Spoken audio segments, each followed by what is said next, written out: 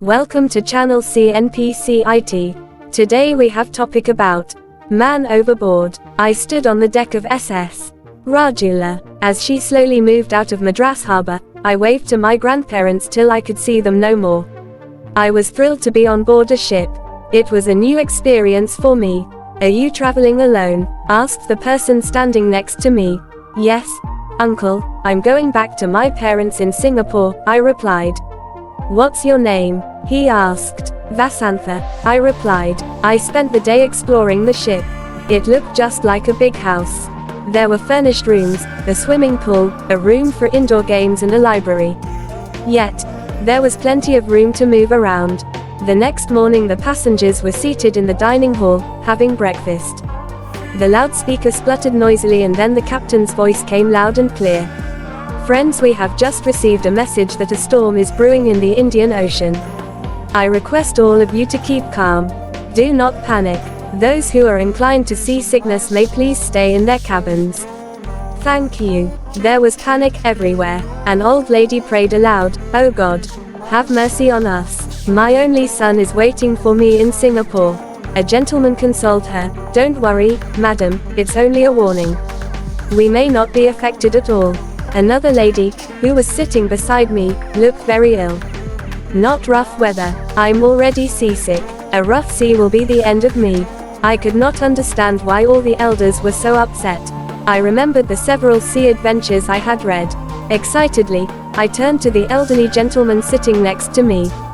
"Uncle, won't it be thrilling to face a storm on board a steamer? Have you ever been on a ship during a storm?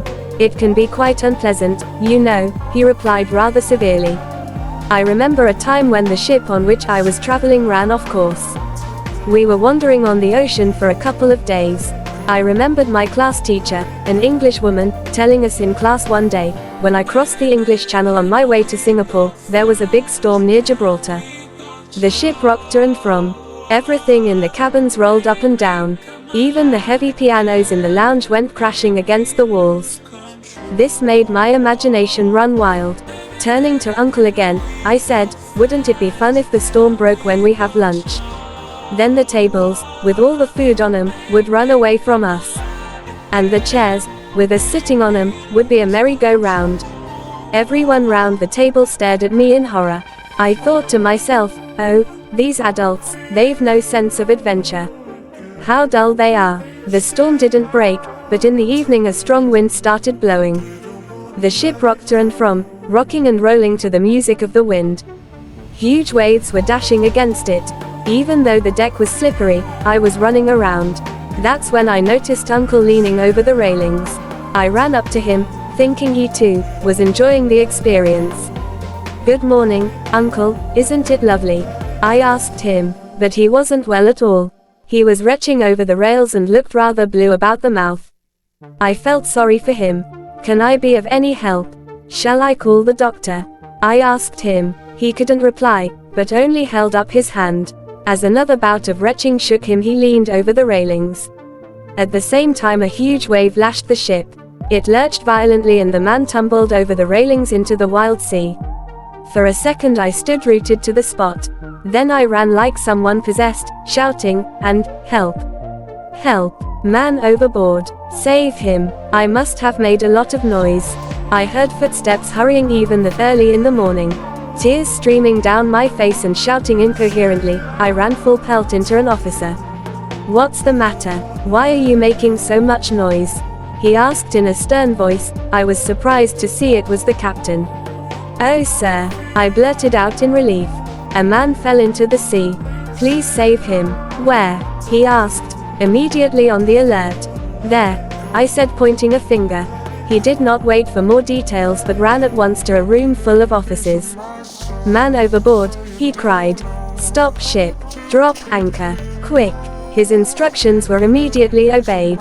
The captain then raced to the upper deck. I kept trailing behind him. "Lower the lifeboats and crew into the sea towards the helm," he said. "There is a man overboard." Here again the men quickly obeyed him. People started crowding the deck. "What's happening?" somebody asked me. Word soon went round. Everyone was tense. Only an occasional, "There he is," could be heard. Someone asked, Who is he? Another replied, don't know. Meanwhile 2 lifeboats moved towards the man. I stood close to the captain. In his anxiety, he gripped my shoulder tightly and I winced. You're hurting me, sir, I protested. I am sorry, my dear. The sea is very rough today. I hope my men can reach him in time. My ship has never lost a passenger before, he said, crossing himself.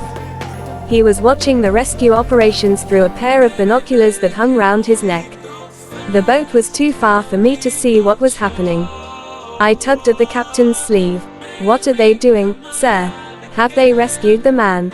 I asked him. They've caught him by the arms and are pulling him towards the boat. He was giving me a running commentary. Oh, what bad luck. A sudden current has swept the man away, dragging 2 of the sailors with him. He sounded nervous. Just then he noticed the passengers crowding against the railings. Keep away from those railings, he shouted. We don't want another accident. The ship had dropped anchor but was heaving up and down. I borrowed the captain's binoculars. Now I could see the rescue operation clearly. The crew in the rescue boats threw a strong rope to the 2 sailors in the sea and shouted, catch. Both of them were good swimmers and soon had caught hold of the rope. Then, with powerful strokes, they swam towards Uncle. One of them caught hold of him, while the other tied the rope round his waist. With Uncle between them and the rope secure, the sailors swam back to the lifeboats. The rescue team in the boats leaned over and heaved the 3 men into it. In a jiffy the boats were heading back to the ship. Thank God, muttered the captain, making the sign of the cross again, they've managed to save him. He turned to the passengers thronging the railings. Please do not crowd round the man when he is brought up. He will need immediate medical care. Then he saw the ship's doctor standing with a couple of nurses. A stretcher was also being brought close to the railings. Doctor, is everything ready for the patient? The captain asked. Captain, nodded the doctor. The captain moved away to restore order on the ship. I edged close to the doctor and asked, what will you do to him, doctor? Will he be all right? I think so. All the water will have to be pumped out of him. He'll have to be given artificial respiration and kept warm. How do you pump the water out? I asked. We put him on his stomach and massage him until he brings it all up, he replied. As soon as the rescue team reached the ship, Uncle was placed on the stretcher and rushed to the hospital room. The captain then came to me and said, run along now and play with your friends. I'm busy, but will send for you when I'm through. I might even have a surprise for you. When he turned away, I quietly sneaked into the hospital room to see what they were doing to the patient.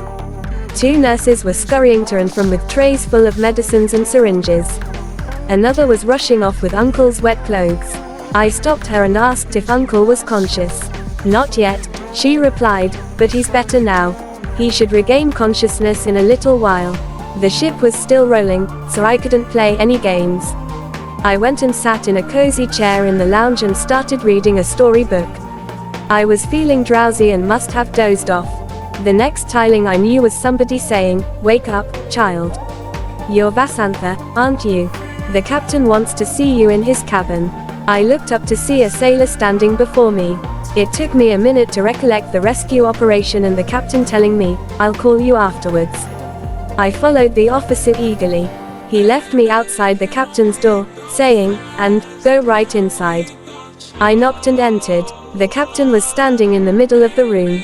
When he saw me, he came forward and literally swept me off my feet. He was still smiling when he put me down. You will have plenty to tell your friends, eh? Now close your eyes. I did so. Seconds later, I heard him say, see what I've got for you. On opening my eyes, I saw a big brown box. On it was written, with the best compliments of Captain Lindsay. I took the box and eagerly opened it. Oh, what a lovely ship, I exclaimed. Does this really belong to me? Can I keep it? Lying snugly on a velvet backing was a most beautiful model of the ship. On it was inscribed, BISN, and Company, SS, Rajula. I placed the box carefully on the table.